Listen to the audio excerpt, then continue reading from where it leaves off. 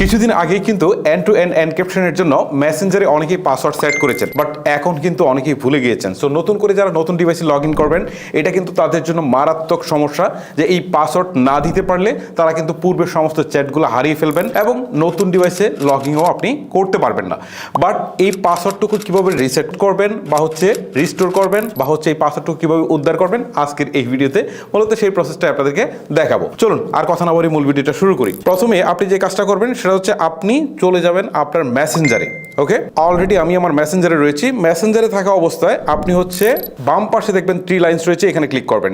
দেন আপনি এখানে দেখতে পারবেন উপরের দিকে সেটিংসের একটা আইকন রয়েছে, এই আইকনে একটা ক্লিক করবেন। ক্লিক করার পর আপনি একটু স্ক্রল করে নিচের দিকে চলে আসবেন, আবারও নিচের দিকে আসবেন। এখানে দেখতে পারবেন প্রাইভেসি এন্ড সেফটি নামে একটা অপশন রয়েছে, প্রাইভেসি এন্ড সেফটি, এখানে একটা ক্লিক করবেন। ক্লিক করার পর আপনি এখান থেকে দেখতে পারবেন end to end encrypted chats, just এইখানে একটা ক্লিক করবেন। ক্লিক করার পর উপরে দেখাবে মেসেজ স্টোরেজ। ওকে, এই মেসেজ স্টোরেজে আপনি একটা ক্লিক করবেন। ক্লিক করার পর এখান থেকে দেখতে পাচ্ছেন রিসেট পিন।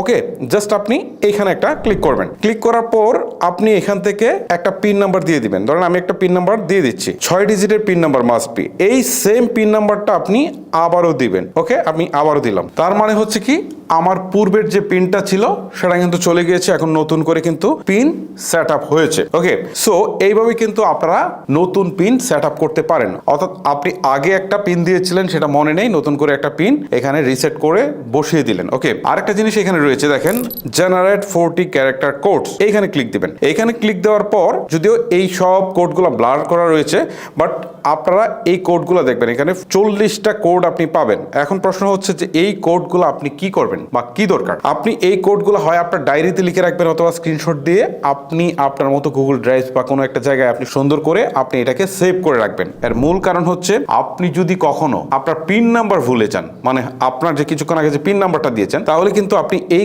কোডগুলো দিয়ে জাস্ট আপনি কিন্তু মেসেঞ্জারে ঢুকতে পারবেন। ঠিক আছে, এন্ড টু এন্ড এনক্রিপশনের জন্য আপনি কিন্তু এখানে ঢুকতে পারবেন। সো এই কোডগুলোও কিন্তু খুবই ইম্পর্টেন্ট, এগুলো লিখে রাখবেন। যদি পিন নাম্বার ভুলেও যান, তারপরে এই কোডগুলো দিয়ে আপনি কিন্তু এখানে ঢুকতে পারবেন। সো আশা করি আপনারা বুঝতে পারছেন যে আসলে কিভাবে আপনারা পূর্বের যে পিনটা দিয়েছিলেন এন্ড টু এনক্রিপশনের জন্য, সেটা কিভাবে আপনারা রিসেট করবেন। গাইস, এই ছিল মূলত আমার আজকের ভিডিও। যদি আপনার কাছে মনে হয় যে এই ভিডিওটা জাস্ট আপনার বিন্দুমাত্র উপকার করেছে, তাহলে ভিডিওতে অবশ্যই একটি লাইক করবেন।